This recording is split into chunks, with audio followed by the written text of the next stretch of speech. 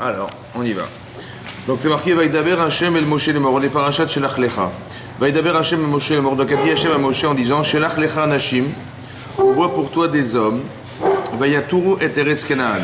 Qu'ils explorent le pays de Kenaan. Asher ani noten livnei Israël, que je donne aux enfants d'Israël. Ish echad les matés avotage et voté avotage. Donc chaque homme qui participera à cette exploration, il fera partie des maté avotav, des tribus de vos pères. Tishnachou kol nasibaim, vous enverrez chaque chef de tribu qui s'y trouve. Alors historiquement, ça veut dire quoi? Ça veut dire qu'un jour Hachem il a promis à Abraham Avinu, il y a plus de 500 ans, qu'on allait rentrer en Israël. Et donc avec toute l'histoire qui s'est passée, l'Égypte, la sortie d'Égypte, le Matan Torah, on arrive au seuil de la porte d'Israël. Et donc on va faire la guerre. Et normalement, si on fait la guerre, on rentre en Israël, qu'est-ce qui va se passer à votre avis? Hein? Ben, c'est fini, c'est Mashiach. Ouais. Bon. Et donc voilà ce qui va se passer. Donc on est à la porte de la guerre. Ok. Donc qu'est-ce qui est marqué dans la Torah? Shelach lecha, envoie pour toi. Rachid dit comme ça. Shelach lecha anashim, envoie pour toi des hommes. Rachid explique comme ça. En fait, ce que dit Rachid, c'est ce qui est marqué dans le Midrash. D'accord? Rachid explique, il dit la man ispera parashat Beryl et parashat Myriam. Pourquoi dans la Torah, on a dû mettre en parallèle la parashat de Myriam, qui nous parle du Lashon Hara, de la médisance qu'elle a dit sur Moshe Rabbeinu, et la parashat des explorateurs de la terre d'Israël. Il y a une logique de proximité qu'il faut comprendre. Pourquoi on a mis ces deux parachiotes liées les unes aux autres? Les filles chez Lacta, elles disent Kediba, parce qu'elle a été frappée malheureusement, parce qu'elle a fait du Lashon Hara, de la médisance, elle a eu la lèpre. Ça a duré combien de jours? Une semaine, c'est énorme.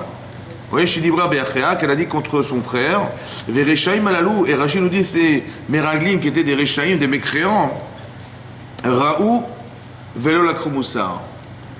Ils ont vu ce qui lui est arrivé, mais ils n'ont pas tiré d'enseignement de ce qu'elle a vécu. Et finalement, ils ont fait aussi de la médisance. Ça veut dire qu'est-ce qu'on apprend de là? Qu'est-ce que vous apprenez de là?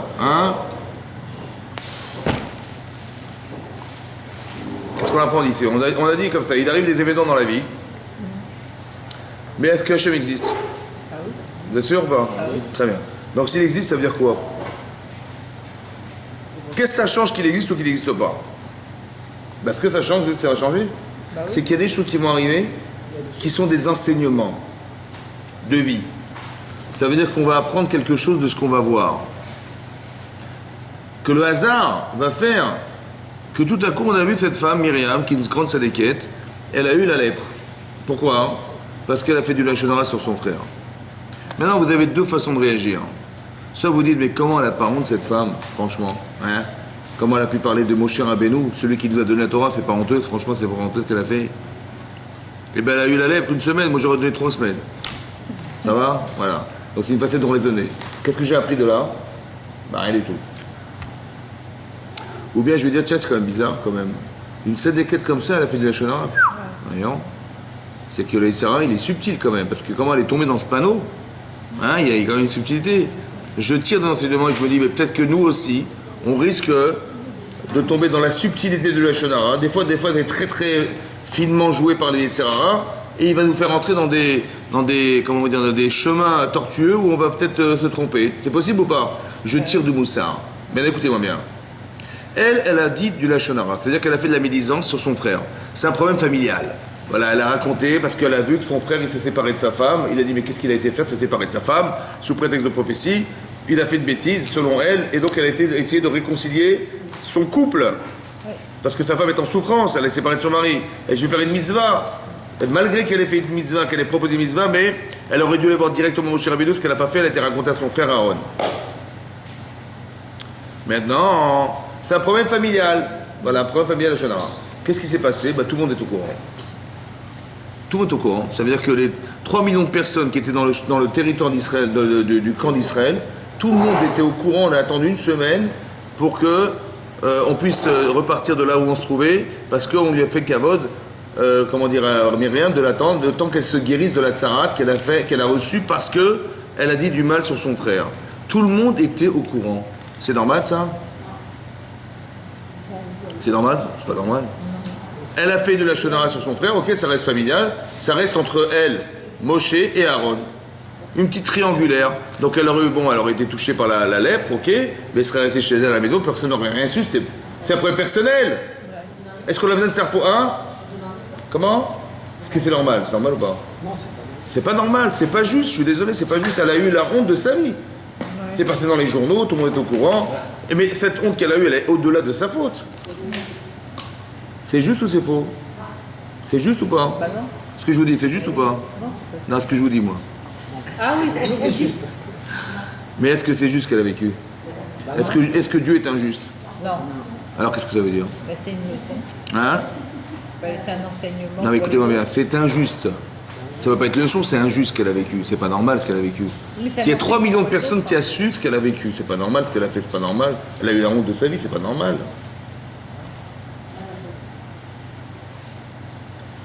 Qu'est-ce que vous apprenez de là, mesdames? Qu'est-ce que vous apprenez, messieurs? Qu'est-ce qu'on apprend de là? Hein? Mais c'est pas normal. Alors, qu'est-ce que vous avez compris alors? Vous avez compris qu'on n'a rien compris. Voilà. On est d'accord? Voilà. On n'a rien compris. Très bien.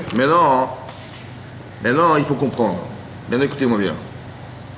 Si les fameux explorateurs, ils avaient tiré la leçon de ce qu'elle a vécu.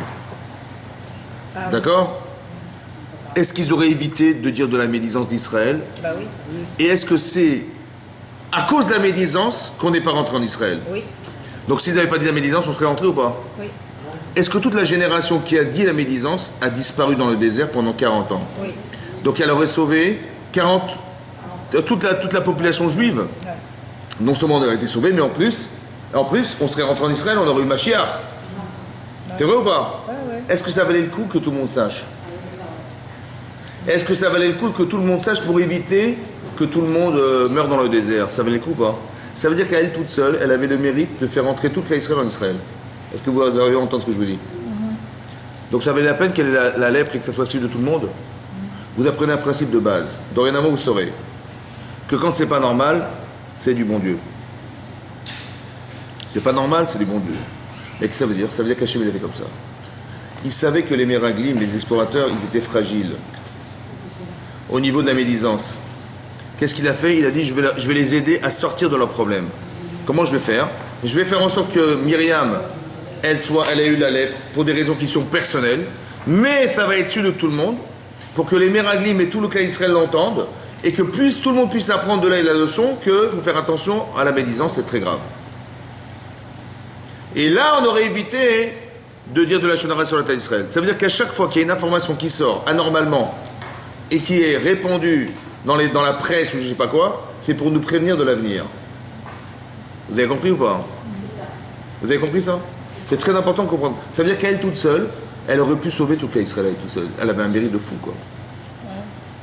Maintenant, celle qui le vit, elle le vit. D'accord? Mettez-vous à la place de Myriam 5 secondes. Hachem, il a fait savoir à tout le monde.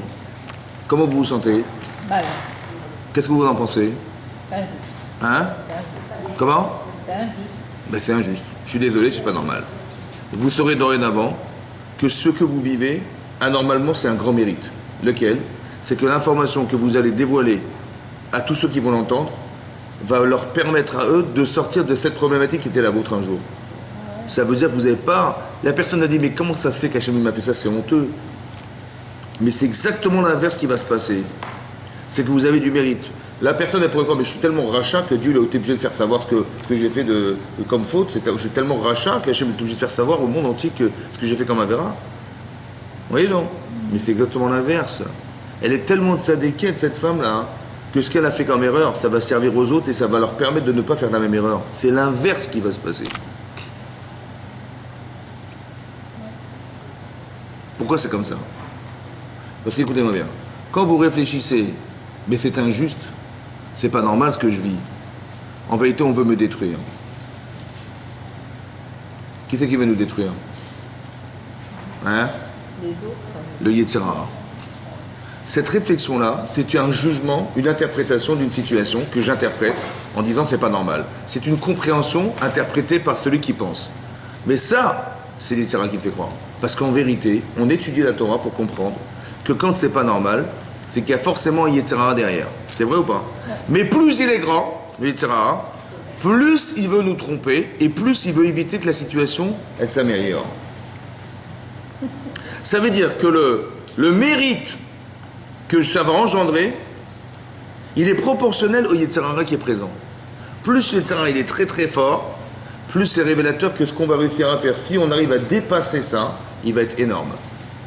Lui, il le sait ou pas, le Yetzer Hara? Il le sait ou pas? Oui. Lui, dites oui. Il le sait ou pas? Oui. Mais moi, je le sais pas, moi. Mais lui, il sait, lui.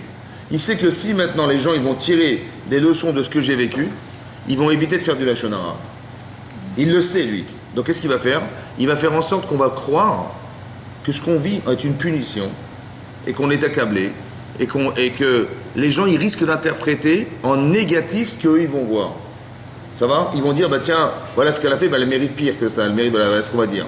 Ce raisonnement-là, c'est un raisonnement qui malheureusement amène à nous détruire. Il faut comprendre que dorénavant, on n'a plus le droit de réfléchir comme ça. Parce que ce que vous pouvez interpréter et qui vous détruit n'est pas d'Hachem. Écoutez-moi bien, tout ce que vous interprétez et qui vous détruit n'est pas d'Hachem. C'est clair? C'est la vient du Yetzer Hara, ça. Par contre, ce que je peux apprendre de là, je dis la pauvre, voilà ce qu'elle a vécu malgré qu'elle était une grande sadéquette, voilà ce qu'elle a subi. J'apprends d'elle quelque chose. Qu'on peut être une grande sadéquette et faire des erreurs. Et puis si déjà elle a fait des erreurs, mais moi aussi je peux en faire. Et j'ai peur d'en faire. Alors je vais apprendre d'elle quelque chose. Et je vais faire attention d'originalement, j'aurais peur de dire. J'aurais peur de dire. Et ça va me protéger parce que si j'ai peur de dire, voilà. Comme si Hachem il préparait l'histoire. Et que ce qu'elle a vécu était forcément un message pour l'histoire. Et que on devait tirer cette leçon laquelle, c'est de dire, mais malgré tout, il faut faire attention. Et on aurait évité le Lachon Hara. Ça va? Ça, c'est le premier renseignement de la paracha. Le premier renseignement qu'on tire, que je vous donne, c'est lequel? C'est de dire que quand vous voyez des informations qui sont anormalement sorties dans la presse ou n'importe où et qui devraient rester normalement en vase clos, c'est qu'il y a un message à tirer. Ça va tout le temps, il faut tirer comme ça, un message. Et ce message, il va nous servir. Mais attention, il faut bien traduire le message. Il faut que ce soit un message, pas du Lachon Hara. Message. Qu'est-ce que j'apprends de là? Pas qu'est-ce que je vais dire sur elle. Non. Qu'est-ce que j'apprends de là? Et ce que j'apprends, c'est fondamental parce que ça va me servir. Et ce qui va me servir va forcément m'aider pour le futur à éviter des problèmes. Ensuite, c'est marqué Shelach Lecha Anashim. Rachid explique c'est quoi Lecha. Il a dit envoie pour toi. Envoie pour toi des hommes. Ça veut dire quoi pour toi des hommes? Envoie des hommes. Ça veut dire quoi pour toi des hommes? Rachid dit il est d'Artecha. Envoie selon que toi tu décides de penser. Hachem il a dit à Moshe, c'est toi qui vas décider. Lecha. Ce que tu penses, fais-le. Comme si Hachem il ne voulait pas s'investir dans le choix de Moshe Rabbeinu. Ani, il a dit moi, Eni Metzavelecha, moi je t'ai pas ordonné de les envoyer les Meraglim. Mais si tu penses, Im Tirtse Shelar, si tu penses c'est nécessaire, fais-le. Lecha, toi envoie, selon ce que tu penses, fais-le. Moi je veux pas t'influencer. C'est marqué Shelach Lecha Anashim. Envoie pour toi des hommes, c'est quoi toi? C'est selon ce que tu penses. Décide. On a vu dans la paracha de Lech Lecha, dans une autre paracha, dans le Sefer Bereshit, c'est marqué Lech Lecha Me'artzecha. Hachem il a dit à Abraham, Lech Lecha, pars pour toi, vers un pays que je te montrerai. Ben évidemment, Lecha. Non, Lech, va vers un pays que je te montrerai. C'est quoi Lecha? Hein? Pars pour toi. Ben, évidemment pour toi. Non, Rachid explique c'est quoi Lecha. C'est quoi toi? Toi, hein, c'est les Hanatra. Pars en essayant de trouver ce qui te fera plaisir là-bas, ce qui est bon pour toi. Les anatra et aussi les tovatra, ce qui est bien pour toi. C'est quoi les cha? C'est quoi les cha? C'est la composante de ce qui est plaisant ailleurs et de ce qui est bien ailleurs. Ça veut dire qu'on a mélangé le bon et le bien. Le bon et le bien. C'est quoi le bon? Le bon, c'est ce qui est corporel. Le bien, c'est ce qui est spirituel. Ça veut dire que quand Hachem dit à Abraham, va-t'en dans un pays que je te montrerai, si tu pars par idéologie spirituelle sans avoir de plaisir d'y être, tu vas t'arrêter. Ça va freiner, tu vas t'arrêter un jour. Et si tu pars parce que c'est bon d'y être, mais spirituellement ça n'est pas, et ensuite tu vas te lasser. C'est comme ça. Pourquoi c'est comme ça? Vous savez pourquoi c'est comme ça? Parce que vous êtes composé d'un corps et d'une neshama. Votre corps, il cherche à savoir qu'est-ce qui est bon d'y être, qu'est-ce qui fait plaisir d'y être, c'est votre corps. Et votre neshama, elle vous dit qu'est-ce qui est bien que vous soyez là-bas. Ces deux tendances, c'est la composante de ce que vous êtes. Nous sommes la composante d'un corps qui mêlait une neshama. Deux tendances contradictoires parce qu'une elle est direction la terre et l'autre direction le ciel, mais ces deux tendances, c'est la contradiction de l'être. Donc, une fois Rachid nous a dit l'Echa, c'est quoi? Ben, c'est la composition de deux tendances inversées, une par plaisir corporel et l'autre par tendance spirituelle. Et là, il a marqué selon ce que tu penses. Pourquoi il n'a pas donné la même définition là-bas et ici?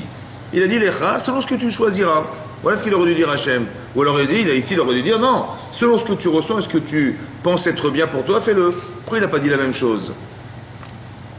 Alors j'ai compris quelque chose de là. Comment? Ariel Sharon.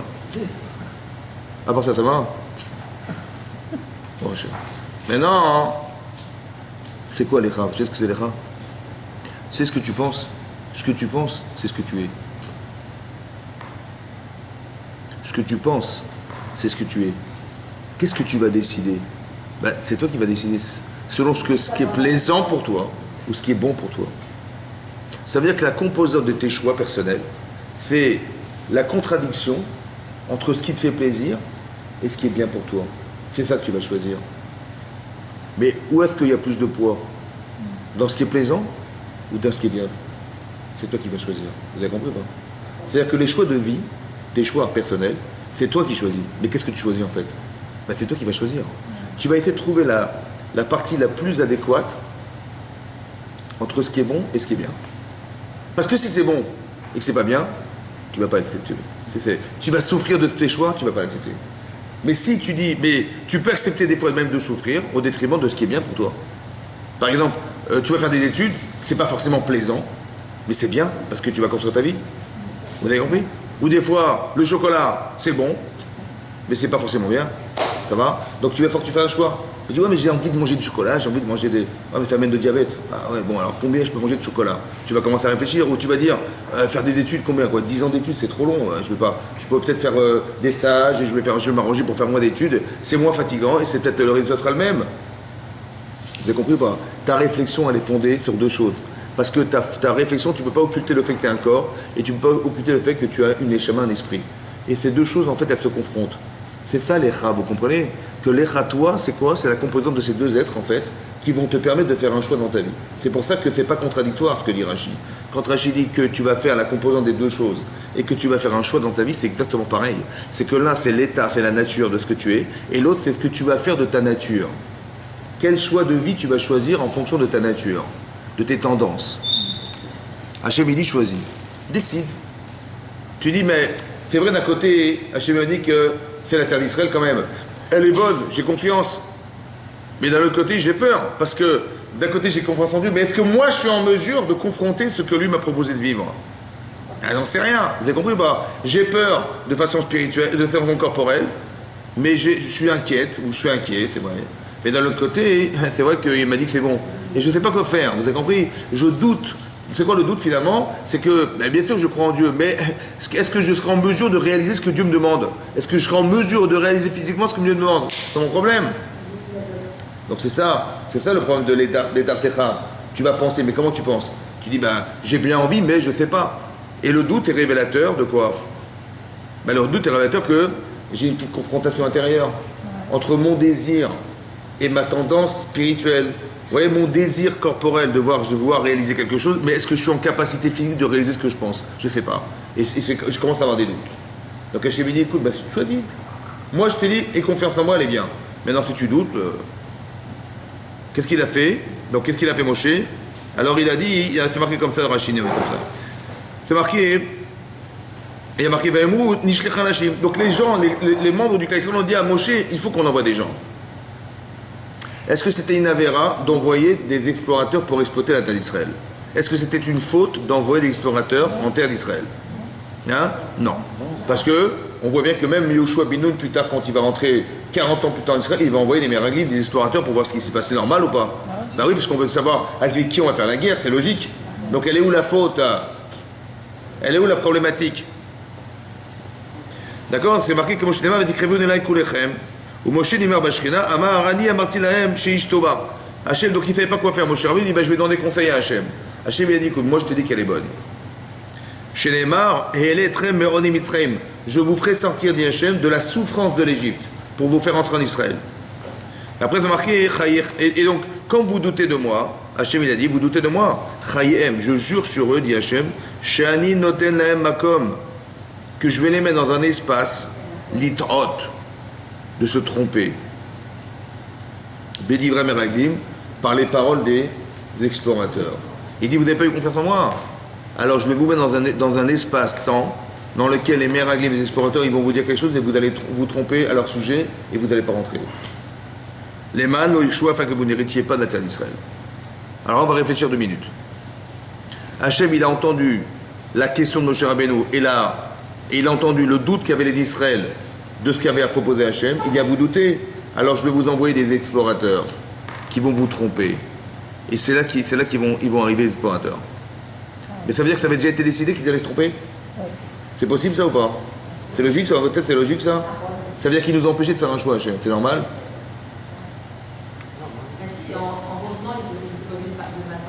Là, il a dit Hachem, dit comme ça. Ah, vous ne croyez pas? Alors je vais vous mettre dans un endroit où vous allez vous tromper. C'est pas normal. Tu m'empêches de faire le choix, c'est pas normal. Vous avez compris? Qu'est-ce qu'il veut dire Hachem? Hachem, il a dit, dans le futur, je vais vous mettre dans un espace-temps où les miracles, les explorateurs vous diront, ils vous feront peur, quoi, en vous disant, voilà ce qui se passe là-bas, ils vont vous dire la vérité, il y a des géants, comment vous dire, c'est une terre qui consomme ses habitants, ils meurent tous les jours les gens, ils vivent dans des villes fortifiées, il y a un Amalek là-bas à qui on a fait la guerre, ils vivent sur des villes fortifiées dans des montagnes, où est-ce que vous allez trouver ça? Et en plus, ce sont des géants, des gens qui vivent dans la tour Eiffel. Ils vont nous faire peur et on va pleurer à l'idée qu'on va tous devoir faire la guerre contre ça et on va tous mourir. Et ils ont eu tous peur. Mais non, il dit, vous n'avez pas eu confiance en moi, alors je vais vous enverrer et vous allez vous tromper. Est-ce que ça veut dire qu'on a eu le choix de se tromper, puisqu'Hachem l'avait prévu? Ben non. Alors comment vous comprenez ça maintenant? Qu'est-ce que vous comprenez là-dedans?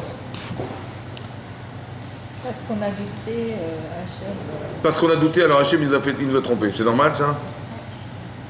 Hein? C'est normal quoi? C'est pas logique. Comment? Il a voulu faire, c'est comme ça, c'est la vie. Très accobalo. Maintenant, je vais vous expliquer un petit peu autrement. Ça va? Vous êtes prêts ou pas? C'est comme ça. Il faut que vous compreniez un jour dans votre vie que vos doutes, c'est ça la réalité. Ce que vous allez vivre est à la mesure de vos doutes. Si vous doutez des choses, Hachem il va vous montrer que vous avez eu raison d'avoir douté. Et donc il va arriver des situations qui vont confirmer mes doutes. C'est ça qui est marqué, je vais les mettre dans un endroit. Ça veut dire quoi? C'est-à-dire que si tu n'as pas confiance en moi, tu vas voir exactement la projection de tes doutes dans ta vie. Et si tu es confiant, j'ai pas besoin de créer une réalité qui correspond à tes doutes. Comme c'est que si je doute dans mes expériences personnelles, la situation qui va permettre de solutionner mes doutes, c'est ce que je vais vivre. Mais qui va confirmer mes doutes. Et moi, je dois être assez fort pour dire non, je ne veux pas de ces doutes-là. Mais c'est toujours plus dur d'arriver à voir la conception que j'ai de mes doutes et que je vais les vivre pour essayer de les solutionner. Il vaut mieux ne pas en avoir au départ et qu'il n'y ait pas ces problèmes. C'est ça que ça veut dire. Vous avez compris? Ça veut dire que si vous doutez, la réalité, elle va s'exprimer selon ce que vous pensez. Maintenant, je vous pose une question claire. Écoutez bien. Les Meraglim, ils sont partis en Israël. Ils sont partis en Israël sans rentrer.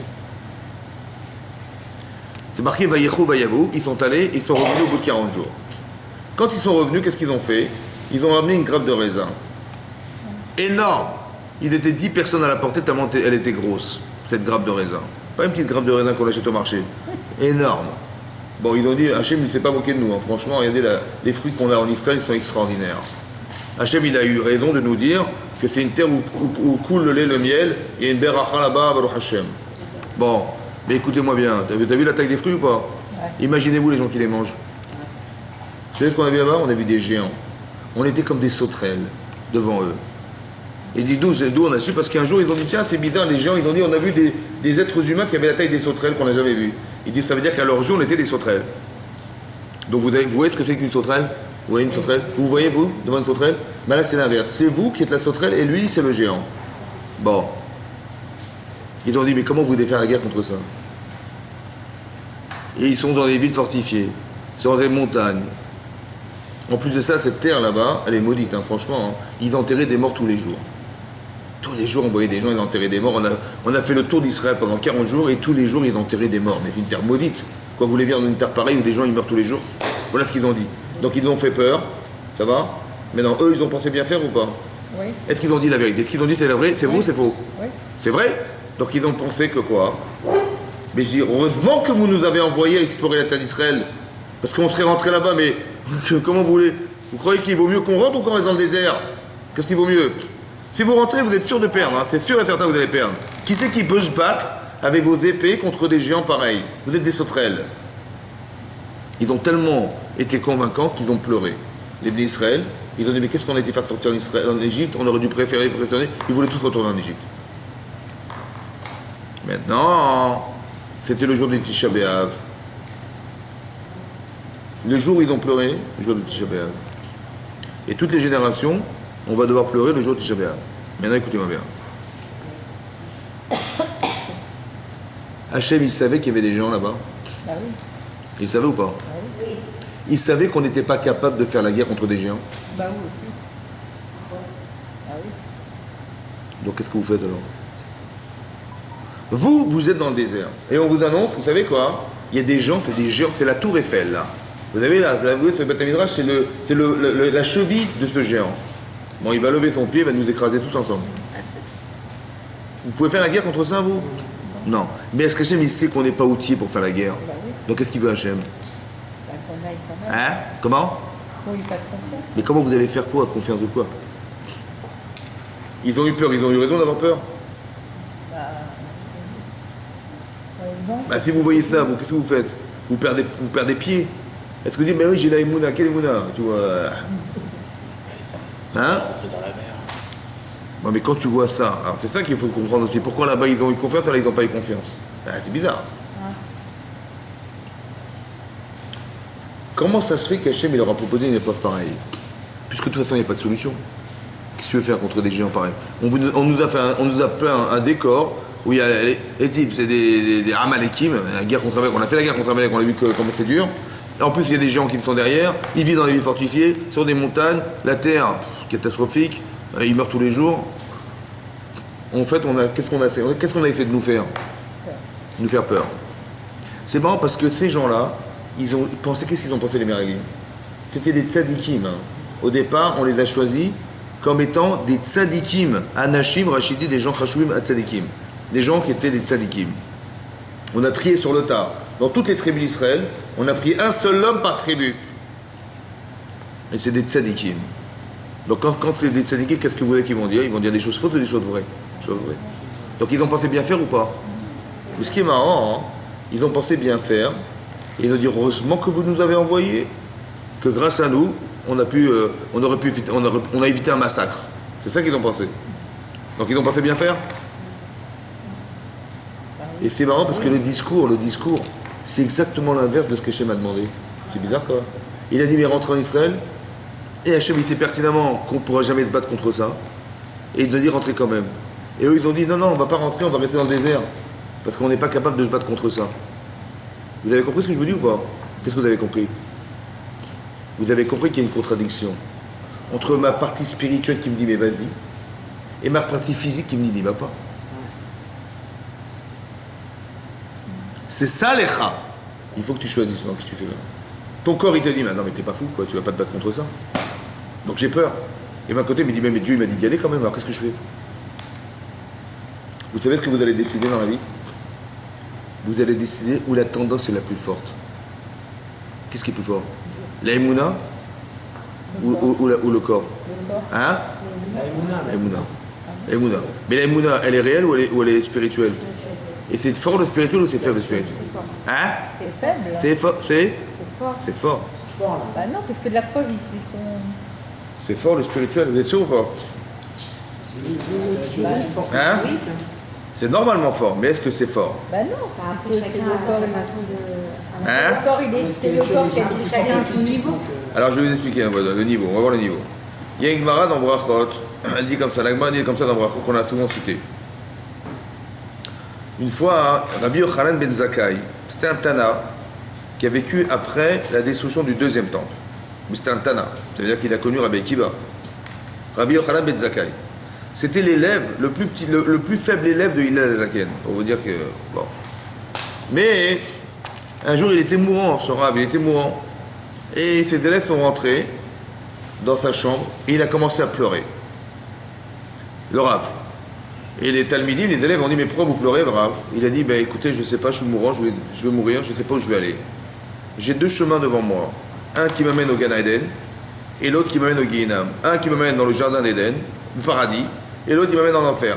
Mais je ne sais pas où je vais aller. Lui, il a dit, je ne sais pas où je vais. Bon.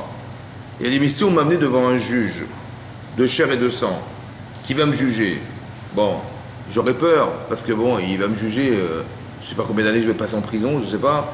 Mais de toute façon, si j'irai en prison, je n'irai pas pour l'éternité. Et si il devait se mettre en colère contre moi, ça ne durera pas non plus l'éternité. Et puis vous savez quoi? Si on a un peu d'argent, on s'arrange avec les juges. Donc on peut lui glisser un billet, ça va, on s'arrange. Mais si je me retrouve devant un Kadosh Baruch Hu, que sa colère, elle va détériorer l'éternité, que sa prison, c'est l'éternité, et de le payer, je ne pourrai jamais le payer. Et je ne vais pas avoir peur, comme ça il a dit. Après il a dit, alors les Talmidim ont dit, mais Rav, je vous en prie, faites-nous une bracha avant de partir. Bénissez-nous avant de partir. Il leur a dit, il y a Yiratson, que soit la volonté d'Hachem, que vous ayez la Yirat Shamaim, comme celle que vous avez des hommes.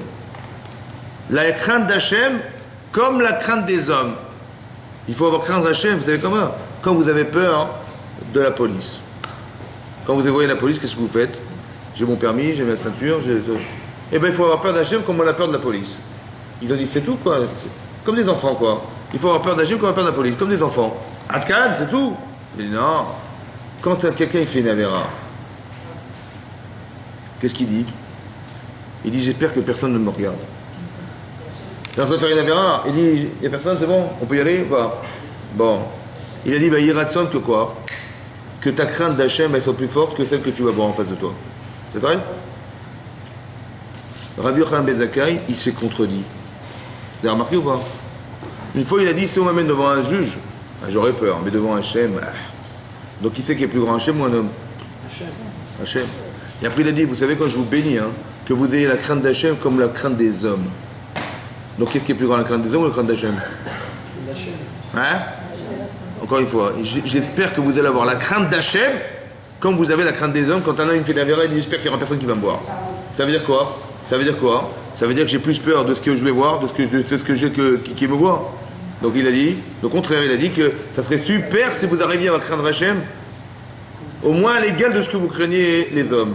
Donc on voit qu'on craint plus les hommes que Hachem s'est contredit ou pas? Alors le Rav, et un Rav il s'appelle Stapler, il explique comme ça. Il ne s'est pas contredit en fait. Il a dit comme ça. Intellectuellement, qui c'est qui est plus grand, Hachem ou les hommes? Le créateur de la création du monde et la police. Ou quelqu'un qui va me surprendre en train de faire une faute. Qui c'est qui est plus grand? Hachem. Intellectuellement, c'est Hachem. Mais dans la réalité, c'est les autres. Quand quelqu'un fait une avéra, de quoi il a peur? D'être surpris? Mais non, il n'est pas en train de dire, ouais, il y a bon Dieu. Mais non, pas du tout, là. Il n'y a plus de bon Dieu, là, c'est terminé. Qu'est-ce qu'il voit? Il dit, j'espère que personne va voir la porte et je peux être tranquille, je vais faire ma petite avéra. Ça va? Voilà ce qu'il pense. Et c'est marrant parce qu'il a oublié Hachem. C'est bizarre. Comment ça se fait? Hein? Pourtant, il croit en Dieu ou pas lui? Et il sait que ce qu'il croit est plus grand que ce qu'il va voir. Hein? Je crois en Dieu, je sais bien qu'à Dieu, il est plus grand que ce que je vais voir. Et comment ça se fait que je ne réagis pas à ce que je sais, alors que ce que je sais, c'est plus fort que ce que je vais voir? Comment ça se fait? Mais comment ça se fait que je sais qu'Hachem existe? Je sais. Et pourtant, je ne réagis pas à ce que je sais. Je réagis à ce que j'ai vu. Et ce que j'ai vu, c'est plus fort que ce que je sais. Mais comment c'est possible? Parce que tu sais qu'Hachem existe? Oui ou non? Et qu'Hachem, il est plus grand que cet homme? Et pourtant, ça t'a pas fait réagir. Tu as dit, ah, j'espère qu'il n'y aura personne. Ça veut dire que la personne qui est en face de toi, qui risque de te voir, elle est plus forte qu'Hachem. Comment c'est possible? Comment ça fait? Mais comment ça s'explique? Si je crois en Dieu, à quoi ça sert? Puisque de toute façon, ça ne me servira pas. Parce que de toute façon, ce que je vais voir, et ce que la Vera, le désir d'Avera, il est plus fort que ce que je sais. C'est ça qui est dingue. Alors, comment vous expliquez ça? Comment? Mais on ne peut pas le voir. De toute façon, on ne pourra jamais le voir. Dieu est invisible. Dieu est invisible, donc, Ah oui. donc on est foutu. Alors comment on fait alors? Ouais, c'est ça. Ça veut dire qu'il faut faire quoi maintenant? Pourquoi j'arrive pas à réagir à ce que je sais, alors que ce que je sais, c'est plus fort que ce que je vais voir? Pourquoi j'arrive pas à réagir? Hein? Quel travail? faut creuser, il faut faire des. Non, Faut faut couler des travailler trucs. spirituellement. C'est-à-dire, c'est quoi? C'est quoi le travail spirituel? C'est ça qu'il a manqué, vous avez compris ou pas? Il faut étudier. C'est ça qu'il a compris, c'est ça qui s'est passé. Quand ils ont vu les géants, ils ont eu peur ou pas? Ils ont dit pire que ça. Regardez, ouvrez la page, tournez la page.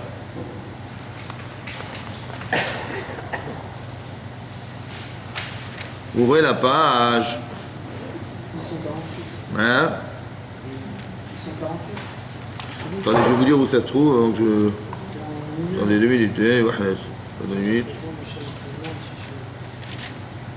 Alors là, c'est marqué comme ça.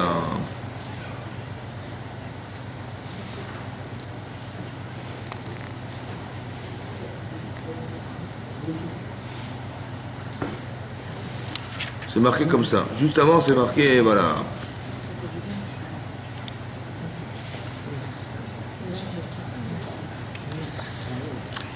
Excusez-moi, je cherche la base.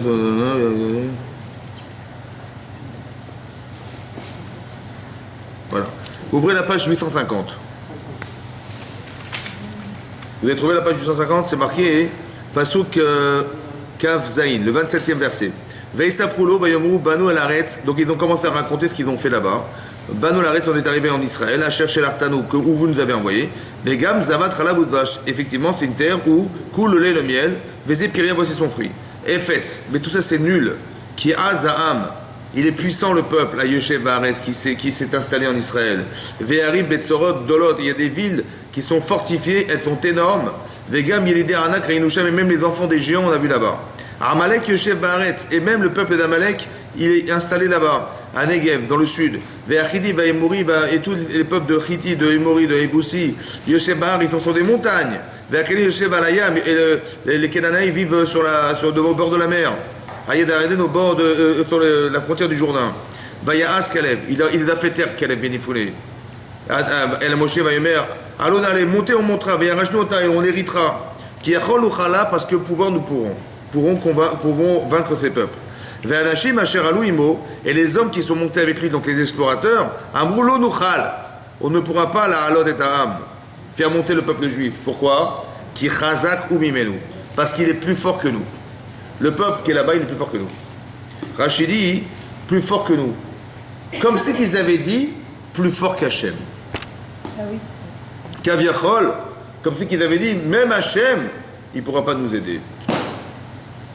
C'est possible ou pas? Ah non, C'est logique? C'est quoi ça? Ça veut dire quoi ça?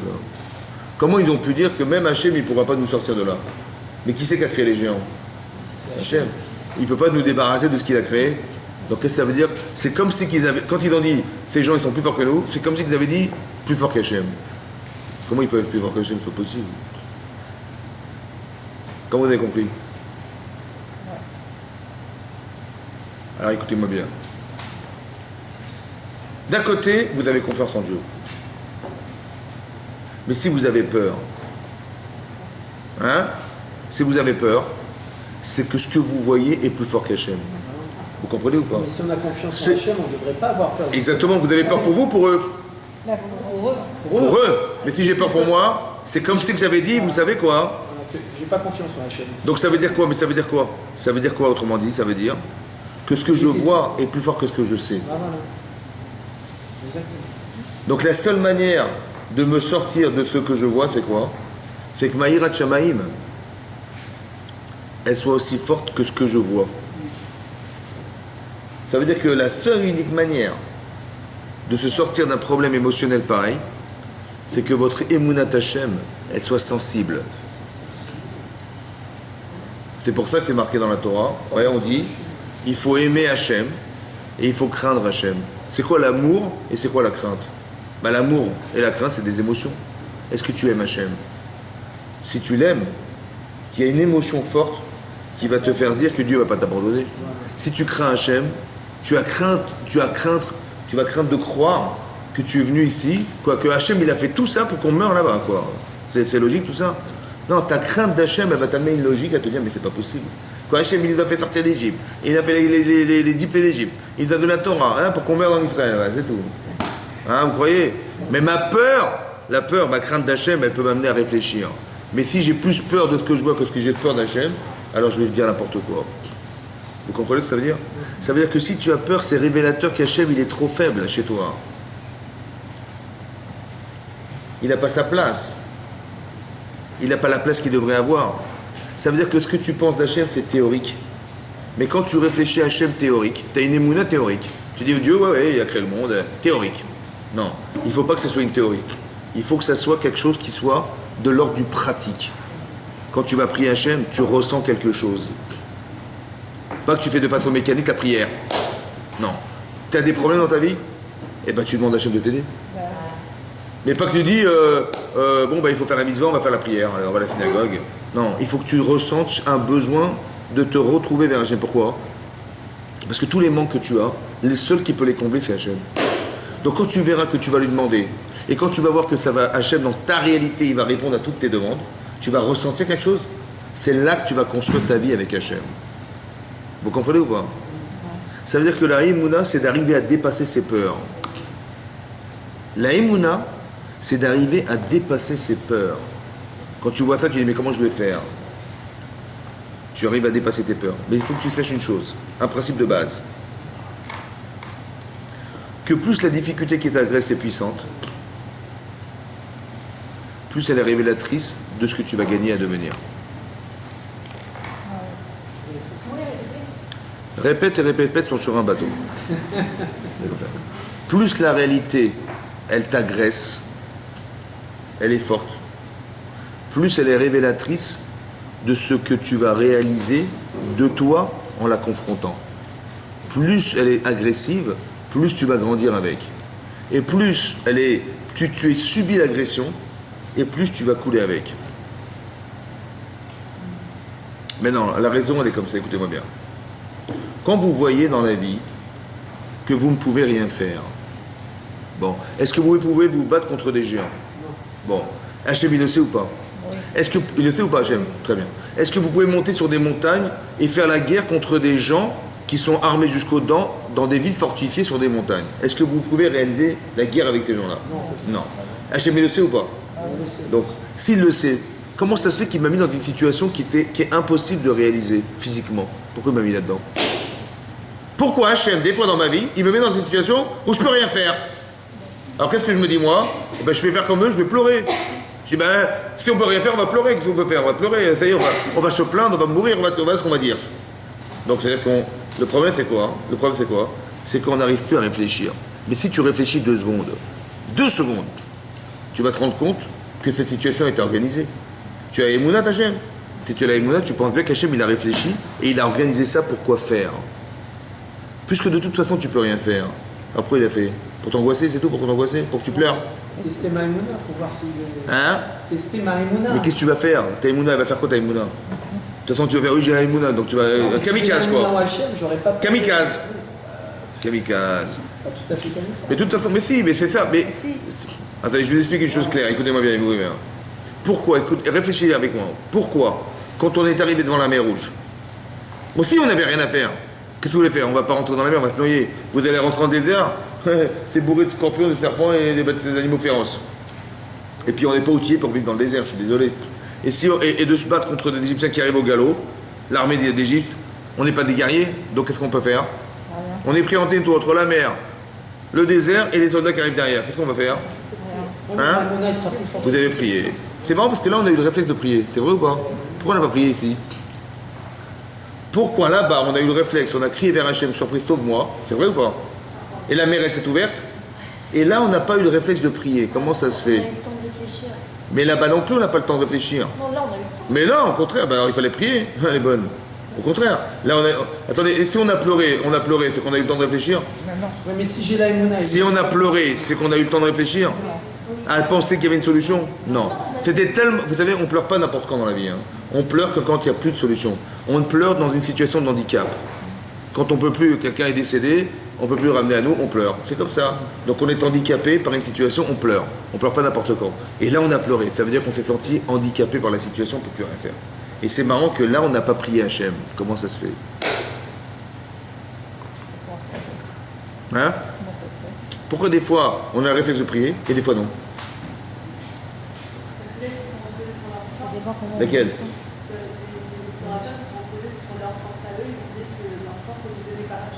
J'ai compris, mais là, quand je vois qu'ils m'ont dit, les explorateurs, il y a des géants, on est devant la mer Rouge, là, ça y est, on peut plus s'en sortir, c'est vrai ou pas? On aurait dû dire à ce moment-là, on n'aurait pas dû pleurer, on aurait dû dire, ben, il n'y a qu'Hachem qui peut nous sauver, on va crier vers Hachem. Oui ou non? C'est pas ça qu'on a fait. Comment ça se fait? Comment ça se fait que dans cette situation-là, on n'a pas prié? Alors peut-être comme ça, écoutez-moi, la différence, elle est comme ça. Et ça, c'est un principe qu'il faut retenir. Tout ce que je vous dis, c'est des enseignements de la Torah pour que vous viviez avec. On n'avait pas une émouna assez forte. Non, écoute-moi bien, écoute-moi bien. Dans ta vie, quand il t'arrive une chose que tu subis, par exemple, tu arrives devant la mer Rouge, tu es bloqué devant la mer, derrière toi, il y a les Égyptiens qui arrivent, et à droite à gauche, c'est le désert. C'est pas une chose que tu as choisie, c'est une chose que tu subis. Quand tu subis, tu peux dire, il y a quelque chose qui peut me sauver. Ok. Par contre, Hachem t'a dit, tu sais quoi maintenant, tu as une grande mitzvah, hein, il faut que tu rentres en Israël. Qui c'est qui va faire la guerre? Dis-moi qui c'est qui va faire la guerre? C'est toi qui vas faire la guerre. Là, tu ne vas pas subir, tu vas devoir agir. Et c'est là que tu risques de paniquer. Parce que tu sais que tu as une obligation de faire. Et tu dis, mais quoi faire maintenant? Mais c'est une mise à l'épreuve voulue par Hachem, de mettre dans cette situation. Attends, excuse-moi, on est tous d'accord avec ça. Écoute-moi bien ce que je te dis. Il y a une différence fondamentale dans ta vie lorsque tu subis quelque chose et lorsqu'on te demande d'agir.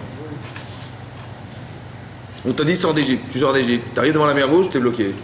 Et tu arrives derrière toi, il y a les Égyptiens qui arrivent. Et à droite à gauche, il y a le désert. Qu'est-ce que tu vas faire? Cette situation, tu l'as subie. Quand tu l'as subie, tu dis, ben, Hachem il m'a sauvé, il va me sauver. Par contre, quand on t'a dit, maintenant c'est à toi d'agir, vas-y, va, fonce. Il faut que tu rentres en Israël. Et tu dis, bon, ben d'accord, je veux bien rentrer en Israël, mais je vais vérifier ce qu'il y a là-bas. Et quand on te rapporte, on te fait un rapport de ce qui se trouve là-bas, mais tu peux que pleurer là. Qu'est-ce que tu veux dire? Tu dis, moi rentrer là-dedans, mais je peux pas rentrer là-dedans. J'ai pas le réflexe de demander de l'aide à Hachem lorsqu'il s'agit que de moi de faire quelque chose. Tu as compris la différence? On te dit, il faut mettre les tefilines. Alors c'est ce que tu fais, tu restes dans la rue comme ça, et tu attends qu'un type te les mette. Non, il faut que tu ailles les acheter tes tefilines, il faut que tu agisses. Tu dis, ouais, mais comment je vais les mettre, et à quelle heure je vais les mettre, et quand je vais les mettre. Ça, il y a une épreuve. Donc quand tu dois agir, il y a une épreuve. Donc là tu fais pas forcément appel à Hachem. C'est pour ça qu'ils n'ont pas fait appel à Hachem. Parce qu'ils ont dit, mais c'est notre ressort de le faire. Alors qu'est-ce qu'on apprend de là? On apprend de là comme ça, écoutez-moi bien. Quand vous subissez quelque chose et que vous ne pouvez pas agir, c'est une invitation d'Hachem à vous dire, laissez-moi faire. Maintenant, combien il va faire Hachem? Il va faire Hachem au-delà de ce que tu conçois. Parce que de toute façon, se battre contre ça, c'est impossible. Donc laisse-le te montrer qu'il existe pour toi. Dorénavant, vous aurez compris que même lorsqu'on te demande d'agir, et que de toute façon, tu ne peux rien faire. Donc la mitzvah, c'est quoi? C'est d'avoir la émouna de dire à Hachem, je vais prier Hachem en lui disant, écoute là, tu as fait exprès en fait, de me montrer que tu existes pour moi. Mais ça ne se fait pas du jour au lendemain. Ça se fera que lorsque tu auras atteint un niveau d'émouna, qu'Hachem il veut entériner en te disant, tu vois, quand tu as gagné ta parnassa, tu étais content, tu as dit merci Hachem, Chazak ou Baruch. Quand il t'est arrivé quelque chose, tu as dit merci Hachem, Chazak. Tu as atteint un niveau d'émouna, alors je vais atteindre autre chose avec toi. Que là, des fois, tu participes, mais indirectement, tu vois que j'existe. Là, je vais te montrer que j'existe pour toi à 100%. Mais ça, il y a un tel niveau que vous allez atteindre quand Hachem il interviendra pour vous après votre prière, qui est tellement énorme que l'Yetzirah, il ne veut pas que vous l'atteigniez. Alors, qu'est-ce qu'il va faire? Il va vous faire croire que c'est trop dur. Vous avez compris? À la proportionnelle de ce que vous gagnez, il y aura du Yetzirah. Donc maintenant que vous le savez maintenant, quand le Yetzirah il est fort, vous êtes contente ou vous n'êtes pas contente? Hein? Écoutez-moi bien ce que je vous dis. Quand le Yetzirah il est très fort, très très fort, vous êtes contente ou pas? Non. Vous êtes content ou pas? Dis oui, dis oui, dis oui. Dis oui. Très bien. Oui, pourquoi oui? Oui, pourquoi oui? Parce que maintenant que tu sais qu'il est très fort, c'est que Hachem il veut te faire atteindre quelque chose. Ça veut dire comme ça. Quand dans votre vie il n'y a pas d'enjeu, il n'y a pas de Yetzirah, il n'y a rien du tout, c'est qu'il y en a gagné. Dorénavant, il faut comprendre comme ça. S'il n'y a pas de Yetzirah, c'est qu'il n'y a pas de choix à faire. S'il n'y a pas de choix à faire, il n'y a rien à gagner. Par contre, c'est un très très gros Yetzirah, que ce soit une Avera ou une mitzvah, on veut vous empêcher de faire une mitzvah, mais à l'extrême. Ou alors vous pousse à faire une Avera à l'extrême, c'est que vous allez gagner énormément si vous arrivez à vous retenir de faire une Avera, ou vous gagnez de vouloir malgré tout faire. Si vous pouvez faire, vous allez gagner en Emouna. Et si vous allez laisser des fois faire Hachem, vous allez gagner en Emouna, parce que vous allez voir de vos yeux vus ce qui va se passer pour vous. Mais c'est très dur, pourquoi? Parce que la réalité, elle est plus forte à mes yeux que ce que je sais. Mais c'est quoi qui me fait peur? À cause de quoi j'ai peur? C'est à cause de quoi? Parce que mon corps, il ressent des choses. C'est mon corps qui est effrayé. c'est mon corps qui bloque mon cerveau. Vous savez, quand on a peur, notre cerveau est noué. On n'arrive pas à réfléchir. Mais c'est-à-dire que la peur corporelle, elle a un impact direct sur le cerveau. Donc comment je vais faire alors pour dépasser ça? Il faut que j'arrive à rassurer mon corps. Mon corps, ça veut dire que on étudie la Torah pour avoir des assurances. Je peux lui dire dorénavant, mon corps, mais mon corps il n'a aucune expérience. Il dit, mais si je te dis demain, théoriquement, tu te retrouves au pied d'Israël, on te raconte qu'il y a des géants là-bas et qui sont dans des villes fortifiées. Comment tu vas t'en sortir? Il dit, bah attends, à peine tu m'en parles, je tremble déjà. Donc c'est qui mon cerveau, il me dit, mais mon cerveau, il me dit, mais t'inquiète pas, il va t'aider. Manéchamal, mais t'inquiète pas. Et mon corps, il me dit, mais tu plaisantes ou quoi? C'est moi qui vais me battre là. Est-ce que je peux dissocier mon corps de Manéchama? Vous vivez avec les deux. C'est ça que je vous ai expliqué. L'Echa, toi, c'est la composante des deux êtres. Quand tu vas choisir dans ta vie, tu vas être confronté entre une réaction corporelle et une réaction intellectuelle. Mais souvent, c'est le corps c'est le corps qui a plus d'incidence dans tes choix que ta pensée. La preuve, c'est qu'au moment où quelqu'un fait une avéra, il dit j'espère qu'il n'y aura personne. J'espère qu'il n'y aura personne. Vous avez compris ou pas? Ça veut dire que la présence physique, elle est plus forte que la présence mentale. Et c'est dur de raisonner. Pour ça qu'il faut comprendre autre chose maintenant. Écoutez-moi bien. C'est très important d'avoir des émotions dans sa vie. Mais c'est aussi très important d'être rationnel. De rationaliser les choses. Pourquoi? Parce que quand vous ressentez l'émotion, des fois l'émotion, elle vous sert, mais des fois elle vous dessert. Par exemple, là, les émotions, elles nous desserrent. On a tellement eu peur qu'on a pleuré. Mais des émotions, il faut en avoir dans la vie, parce qu'il faut que tu réagisses émotionnellement dans ta vie. Comment tu vas choisir? Parce que tu ressens des choses, donc l'émotion, elle est nécessaire. Maintenant, il faut savoir contrôler entre une émotion qui me sert et une émotion qui me dessert. Attention. Comment je vais réussir à contrôler une émotion qui me dessert? Alors, je vais vous dire clair. Il faut être rationnel. C'est quoi la rationalité? C'est qu'on arrive à se défaire de l'émotion. Par exemple, si je vous dis, imaginez-vous, vous mettez dans votre tête des images, d'accord? Vous voyez les géants. C'est quoi les géants? Vous avez vu la Tour Eiffel? Comment la Tour Eiffel? Bon, il y a 4 pieds la Tour Eiffel. Chaque pied, la Tour Eiffel, c'est les mollets du géant. Voilà, et vous êtes devant comme ça, et vous voyez à perte de vue là-haut, là. Et vous êtes là. Et vous voyez ce type-là, il fait... Et il lève son pied comme ça, il va vous écraser. Bon, comment vous vous sentez? Pas bien. Bah, pas bien. Mais non, ça c'est de façon émotionnelle. De façon rationnelle, je dis attends. C'est pour ça qu'il faut préparer les situations de façon rationnelle. En disant, attends, franchement, Dieu il a réfléchi quand même. Il ne nous a pas mis là-bas pour rien. Ça va? Et il sait pertinemment qu'il n'a pas fait tout ça pour qu'on meure dans le désert ou qu'on meure dans... Je rationalise les choses. Et quand vous avez arrivé à rationaliser, ça vous tranquillise. Et là, vous commencez à être lucide. Le problème, c'est quand c'est trop tard. Ça veut dire que quand on est déjà dans la perspective de vivre. C'est ça qui est marqué dans la Gemara, qu'au moment d'une avéra, je me dis, mais j'espère que personne ne me verra. Ça veut dire qu'il y a une différence fondamentale entre avant la faute et pendant la faute. Avant la faute, on contrôle, on peut réfléchir. Mais quand on est prisonnier du désir, est-ce qu'on peut réfléchir? Non. Ou soit on désire, on a envie, et donc on peut pas, on est happé par le désir, donc c'est fini. Soit, mon cerveau il a tellement peur que j'arrive pas à réfléchir. C'est pour ça que quoi? La seule manière de s'en sortir, c'est que Mahirat Shamaim, elle soit aussi forte que la réalité. Ça veut dire que j'ai tellement de confiance en Dieu. C'est comme les grands-mères. Ils leur un truc, ils disent Bishon Balachai. Bon, ça veut dire quoi? Ben, elles ont fait les loulottes, elles ont allumé les bougies, elles ont allumé les machins, mais à force de parler Rabbi Shimon Balachai, le premier réflexe qu'elle a, c'est Rabbi Shimon Balachai. C'est incroyable. C'est-à-dire qu'il y a une émotion qui s'est créée à force d'allumer les bougies, à force de... Elles n'ont pas étudié la Torah, les grands-mères, elles n'ont pas étudié, mais elles ont développé le sens de l'émotion. Et le premier réflexe, c'est lui. Vous avez compris? Mais il faut qu'on arrive à le faire aussi avec Hachem, ça. Pas que je me dis, mais comment je vais faire? Mais je me dis, mais il n'y a qu'Hachem. Je crée des émotions et mon premier réflexe, c'est lui. Mais ça, c'est un travail qu'il faut faire. Il faut faire par la prière, il faut faire par les mitzvot qu'on fait, il faut faire parce que quand vous allez vous rendre compte que dans vos vies, Hachem il intervient, vous allez dire merci Hachem. Vous allez rendre émotionnel une vie qui va faire intervenir Hachem dans vos vies. C'est très important. À la fin du mois, vous recevez le chèque. Ça va? Mais de qui vient le chèque? De votre employeur? Hachem. Mais en vérité, au fond, c'est qui vous l'a remis? Vous avez reçu par la poste et il est arrivé à la maison. Ou bien sur votre compte, il y a marqué l'entreprise avec le montant du salaire. Donc merci l'entreprise. Ou merci Hachem. C'est dur de dire merci Hachem parce que, attendez, j'ai quand même travaillé, j'ai quand même. Je suis pas dupe quand même. C'est le fruit de mon travail. Il est où Hachem? C'est dur de croire, vous avez compris? Mais il faut quand même arriver à penser que c'est lui.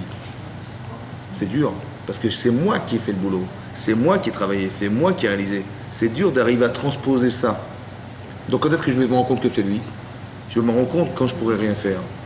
Et là, je vais voir que c'est lui. Et ça, cette expression-là, c'est un cadeau d'Hachem. C'est pour ça qu'il y a un grand Yetzirah dans ces situations-là. Parce que Yetzirah, si vous gagnez, il va perdre. Il ne veut pas perdre, donc il va nous empêcher d'atteindre. Les Meraglim, vous avez compris les Meraglim? On a voulu nous faire peur parce qu'on voulait dépasser ça. Il fallait dépasser ce niveau de conception. Ça veut dire, écoutez-moi bien, au départ, quand on était encore en Égypte, on avait la Emunat Hashem. On avait Vayamen Ha'am. Mais cette Emunat, elle n'a pas suffi quand on est arrivé devant la mer Rouge parce qu'on a eu peur. C'est-à-dire que la Emunat théorique, elle n'a pas suffi. Alors Hashem nous a ouvert la mer Rouge. Mais en ouvrant la mer Rouge, il a déclenché chez nous un désir extraordinaire de faire la Shira. On a chanté Hachem. C'est-à-dire qu'on arrivait à une Emouna qui n'est pas la même. Là-bas, elle était théorique, et là, elle est devenue émotionnelle. On nous a sauvé la vie. Voilà. Les Égyptiens qui nous couraient derrière, ils ont été noyés, on les a vus mettre à Tsefataya, on a fait la Shira, Hachem nous a sauvés, extraordinaire. On avait la Emouna ou pas? Oui. Mais cette Emouna-là, elle n'a pas suffi lorsqu'on est arrivé devant Israël. Parce que là, on a vu des géants. La Emouna qui n'a pas suffi quand on est sorti d'Égypte, elle n'a pas suffi et elle a été comblée par l'ouverture de la mer Rouge. Mais est-ce que cette ouverture de la mer Rouge, elle a suffi pour qu'on n'ait pas peur de rentrer en Israël? Non plus. Vous avez compris ou pas? C'est qu'est-ce que vous apprenez de là? Que des expériences vécues vous permettent d'augmenter votre Emouna d'Hachem. Pas au niveau de la connaissance d'Hachem, vous l'avez déjà. Au niveau de l'émotion que ça relate. C'est l'émotion de la Emouna qui va vous construire. Quand on parle de construction humaine, c'est pas de la connaissance. Tu dis, tu vas prendre la Torah, tu connais beaucoup de livres, ça va, tu connais beaucoup de livres. C'est pas seulement la connaissance, c'est d'arriver à rendre émotionnel la connaissance. Tu vas réagir à ce que tu sais. Tu vas bien regarder comment tu réagis. On te dit, on va sortir d'Égypte, il y a 80% des gens qui ne sont pas sortis d'Égypte. 80%. C'est-à-dire que la Emouna qu'ils avaient, elle n'a pas suffi. Ils ont dit, quoi, sortir où? Dans le désert, mais vous rigolez ou quoi? Mais Hachem t'a dit, fais confiance. Non, je fais pas confiance. On est resté en Égypte 80%. Et les 20% sortis, ils sont arrivés devant la mer Rouge, ils ont paniqué. C'est-à-dire que la Emouna qu'ils ont eu de sortir d'Égypte, elle n'a pas suffi à faire qu'ils aient confiance en Dieu devant la mer Rouge. Mais quand la mer elle s'est ouverte, on a construit une confiance qui apparaissait indélébile. Elle n'a pas suffi. Parce que on a fait rentrer en Israël, on t'a dit mais il y a des géants là-bas, comment tu vas faire? Vous avez compris ou pas? C'est-à-dire qu'est-ce qu'on fait en fait? On est en train de nous expliquer des échelons d'évolution. La Emouna qu'on avait en Égypte n'a rien à voir avec la Emouna qu'on aurait pu construire devant Israël. N'a rien à voir. Laquelle Emouna? Pourtant c'est le même bon Dieu. C'est pas lui qui change, c'est toi qui changes. Combien tu gagnes à être? Ça veut dire qu'il faut comprendre dorénavant que quand il arrive des tests dans nos vies, il nous arrive des épreuves dans la vie, c'est que dans un seul objectif, c'est d'augmenter ce taux de Emouna. C'est tout. Combien tu as grandi dans ta façon de ta faculté à penser que Dieu existe? Combien tu as grandi? Et cette force que tu as, c'est un héritage éternel. Quand tu vas au là-bas, la perception que tu as d'Hachem est proportionnelle à la Emouna que tu as construite sur la terre. Si tu dis c'est trop dur, je suis désolé, trop dur, bon, il n'y a pas de problème. À ce niveau, jusque-là, tu percevras Hachem. Au-delà, tu ne peux pas parce que tu n'acceptes pas. Vous avez compris comment c'est? C'est ça qu'on apprend des Meraglim. Mais est-ce qu'on Ça se passe comment? Parce que là, c'est mis dans une situation, on a des choix à faire. Mais les choix à faire, c'est toujours mis dans une situation. Hachem, il nous met dans une situation, comment vous allez choisir? Il dit, comme c'est qu'Hachem, il a dit, Shelach Lecha. Il vous dit à vous, c'est toi qui décides. Je vous explique une chose. Hachem, il peut organiser des choix. Ça va? Il vous met dans une situation, il organise des choix. Mais il ne choisira jamais pour vous. Ça va? Shelach Lecha. C'est toi qui décides. Parce que tout ton Olam, il dépend de toi. C'est pas Hachem qui va choisir. Par contre, il crée des situations qui vont nous permettre d'atteindre quelque chose. Par exemple, Bilham, il va dire à Hachem, écoutez, laisse-moi, je t'en prie, laisse-moi me dire avec l'Israël, je t'en prie, pour un peu de fric. Hachem dit non, ne va pas avec eux. Bon, il dit ok, mais il insiste. Bon, Hachem, il lui envoie, et il part en âne, avec son âne, il lui met un ange devant pour faire peur à son âne. Qu'est-ce qu'il fait Bilam? Il est tellement, il est cogné à droite à gauche, il prend son bâton, il tape son âne. C'est-à-dire le monsieur qui va maudire avec sa bouche, il est obligé de taper son âne. Donc il a eu la honte de sa vie. Comment cet homme-là qui doit maudire avec sa bouche, il est obligé d'utiliser ses bras et son bâton pour taper son âne? C'est-à-dire il est nul. Il a eu la honte ou pas? Cette situation, c'était pour quoi faire? Pour dire mais fais un choix. Hachem, il invite à faire un choix inversé. Il l'invite à faire un choix inversé. Ça a marché ou pas? Non. À la fin, il a dit Hachem, il dit bah l'air koum, vas-y, va, si tu vas y aller, vas-y. Ça veut dire qu'Hachem, il ne rentre pas dans nos choix. Il nous oriente dans nos choix, mais jamais il rentre dans nos choix. Pourquoi? Parce que la seule chose qui nous reste, c'est de choisir. Il n'y a rien d'autre que de faire des choix personnels. Quand les deux choix ils sont bons, s'il n'y a pas un mauvais, un bon ou un mauvais. Après, c'est l'appréciation de ce qui est mieux pour vous. Mais il y a toujours un mieux et un moins bien. C'est toujours comme ça. Sinon, il n'y a pas de choix. Il n'y a pas de choix égal. Sur du court terme ou du long terme. Par exemple, il y a des choix sur court terme qui sont très bons. Mais quand vous voyez à long terme, c'est une catastrophe. Alors, vous préférez faire un choix à long terme ou à court terme? À long terme. À long terme, toujours. C'est-à-dire comme ça. Si vous êtes intelligente, vous allez essayer de réfléchir à où vous amène ce que vous vivez. Vous avez compris? Ça veut dire que vous désirez quelque chose, il faut analyser le désir en se disant, pas que je vais faire ce que j'ai envie, mais est-ce que ce que j'ai envie est bon pour moi? C'est pas pareil. Tu dis, j'ai envie de faire ça. Donc mon cerveau il dit, bah la pauvre, elle va pas se gêner, pourquoi je vais l'embêter? Allez, vas-y, on y va, on fonce. Donc mon cerveau il sert à quoi? À réaliser mon désir. Mais en vérité, il faut faire attention. Il faut utiliser son cerveau différemment. Pas seulement en exécutant ce que je désire, mais en analysant ce que je désire. Mon cerveau, il va réfléchir, est-ce que ce que je désire est bien pour moi ou pas? Ça veut dire quoi bien? Sur le court terme, c'est toujours bien. Une Avera, par exemple, c'est toujours bon à court terme. Mais à long terme, maintenant que j'ai fait l'Avera, je suis bien embêté, maintenant comment je vais m'en sortir? Vous avez compris? J'ai le droit d'analyser mes désirs et de voir où est-ce que ça m'amène. Et si ça vous amène loin, c'est une mitzvah. Si ça vous amène pas loin, c'est une avera. C'est comme ça qu'on sait. Si ça vous amène loin, c'est une mitzvah. Et si ça s'arrête un jour où c'est au détriment de ce que vous êtes au présent, c'était forcément une avera. C'est comme ça que vous le savez. Un type, il va faire un hold-up. Un exemple simple. Il va gagner, être milliardaire. D'accord? Il se voit déjà le yacht, la piscine, le truc. Il se voit à Monaco déjà, ça va? Bon.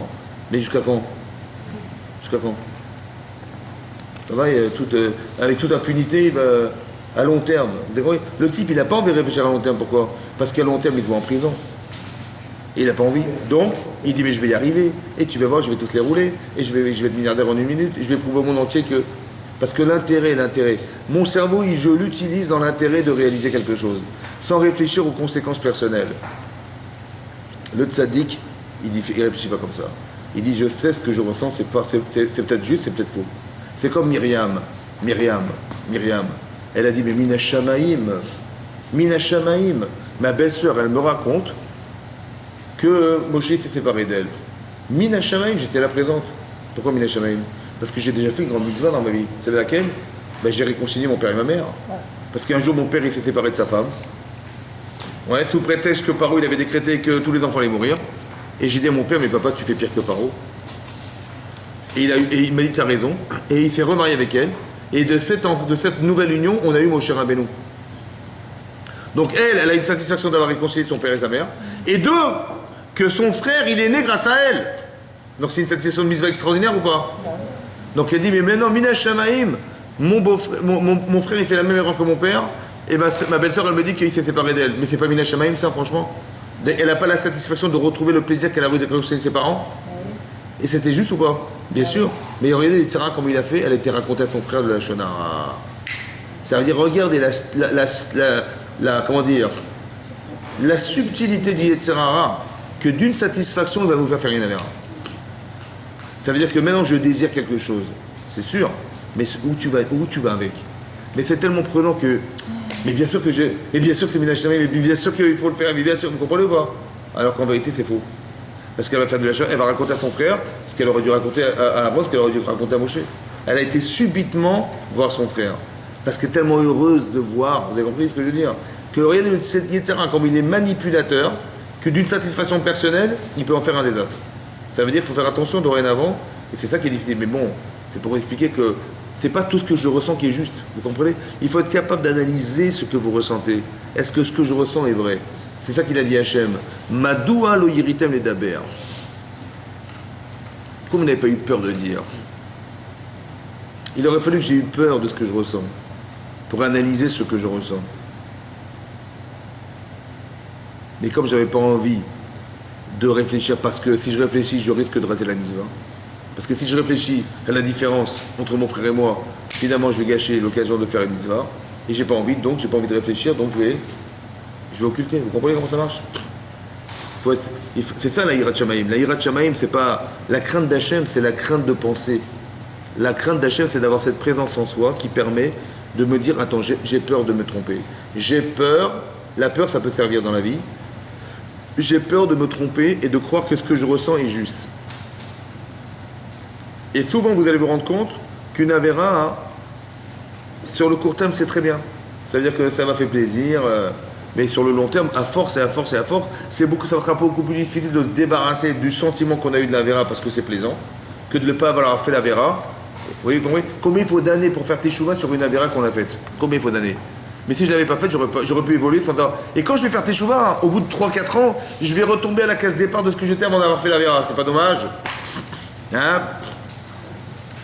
Allez, va te débarrasser du sentiment de la Vera, va te débarrasser. C'est dur. Donc si j'avais pas fait la Vera, j'avais été capable d'analyser. Maintenant je vous dis ça pour dire, mais de toute façon on va perdre. Alors il vaut mieux réfléchir avant, non? Il vaut mieux réfléchir avant et de se dire, mais si je tombe, je suis happé par ça, je vais me faire avoir, je vais perdre. Il vaut mieux que je réfléchisse à ce que j'ai envie de faire. Et si c'est juste, ben je le fais, si je l'ai pas juste, je le fais pas. Je vais pas tomber dans ces pièges, vous comprenez ou pas? C'est ça qu'il y a. Et tout ça on apprend de la Torah. Tout ça, c'est ces principes qu'on apprend de la Torah, qui sont des principes qui sont, comment vous dire, qui sont des canalisateurs de conscience humaine. C'est ça qui va vous permettre d'être lucide dans vos vies. Vous avez vu les Meraglim, c'est des gens de Tzadikim, et malgré tout, regardez ce qu'on apprend là. Ils ont eu des bonnes intentions parce que c'était des grands Tzadikim. Ça va? Mais seulement le problème, c'est qu'ils ont pensé bien faire. Et on a pensé bien faire d'aller explorer la terre, c'était vrai. Mais est-ce qu'on a pensé bien faire d'avoir fait peur? C'est ça le problème. Est-ce qu'on a pensé bien faire de leur avoir fait peur et d'avoir fait en sorte qu'on n'ait pas finalement rentré en Israël alors que c'était un projet qui avait été organisé par Hachem au départ? Est-ce que tu as eu raison de leur faire peur? Je dis, ben heureusement que j'aurais fait peur, comme on serait rentré, on aurait été massacré. Mais ça, c'est ce que tu as inventé, ça. C'est ce que tu croyais. Mais est-ce que ce que tu crois est toujours juste? Ou c'est pas ton Yitzhara qui te fait croire? Vous avez compris? C'est pour ça que je dis toujours que quand on imagine les choses, il faut toujours vérifier. Parce que peut-être que ce que tu crois, c'est ce que le Yitzhara veut faire croire. Alors va vérifier. Ça va? Quand tu es sûr que c'est marqué, t'as pas de doute. Mais quand tu dis, mais peut-être c'est comme ça, tu dis Yosef il est arrivé, et on a tous se prosterné à lui, quoi, même le roi d'Israël va se prosterner à lui, donc il s'est pris pour le roi d'Israël, et tu commences à inventer qu'il va être le roi d'Israël.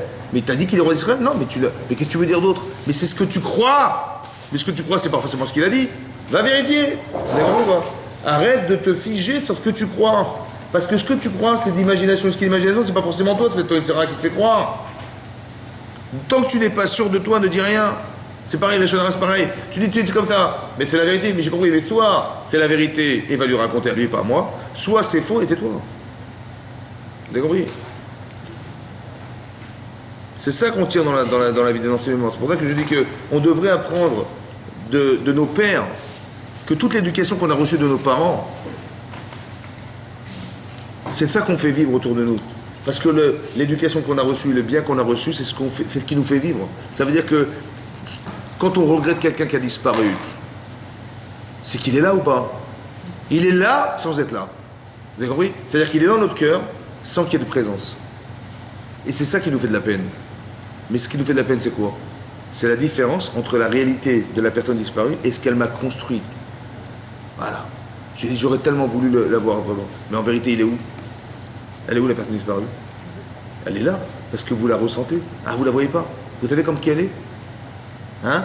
Eh bien, elle est comme Hachem, que vous ressentez sans voir. C'est-à-dire que quand on fait le deuil de quelqu'un, on s'habitue à penser qu'on est capable de faire exister sans voir. C'est ça la Emunat Hachem, non? Donc faire le deuil, c'est quelque part accepter de dire je suis construit par les gens qui ont disparu, mais cette chose-là, je ne la ferai jamais perdre. Jamais. Et c'est ça la mémoire, vous comprenez? C'est ça de faire vivre les tzadikim. Les tzadikim ne meurent pas. Ça veut dire quoi, ne meurent pas? On ne peut pas dire qu'on va faire des choses bien alors qu'on a eu des parents qui n'étaient pas des tzadikim. Donc si on a envie de faire des choses bien, c'est qu'on a reçu un héritage. Mais cet héritage, il doit vivre. Il va vivre à travers qui, à votre avis? Ben, à travers nous. Et vous, avec vos enfants et vos petits-enfants. Ça va continuer. Donc ces tzadikim, ils vont continuer à vivre à travers vous et vos enfants.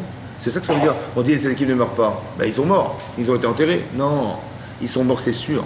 Mais ce qu'ils ont fait, ça doit rester.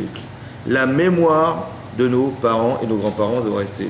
Et c'est ça qui les fait vivre. Et lorsqu'on les oublie, Shalom, c'est ça que ça disparaît. Non. Il faut jamais... Il y a un transfert de mémoire qui doit exister de père en fils parce qu'on transmet les valeurs qu'on a reçues. Et c'est ça qui construit nos vies. Donc il ne faut pas oublier que c'est ça qu'on voulait nous apprendre aussi. Vous voyez, que tout ce qu'Hachem il a transmis à travers la Torah, ça doit se vivre et se perpétuer parce que l'inverse, c'est ce qui déjà nous détruit. Donc on va rester des êtres vivants et pas des êtres déconcentrés. Chazak ou Baruch, Chazak. Merci. Mais n'empêche que quand ils sont sortis de la... ils ont traversé la mer.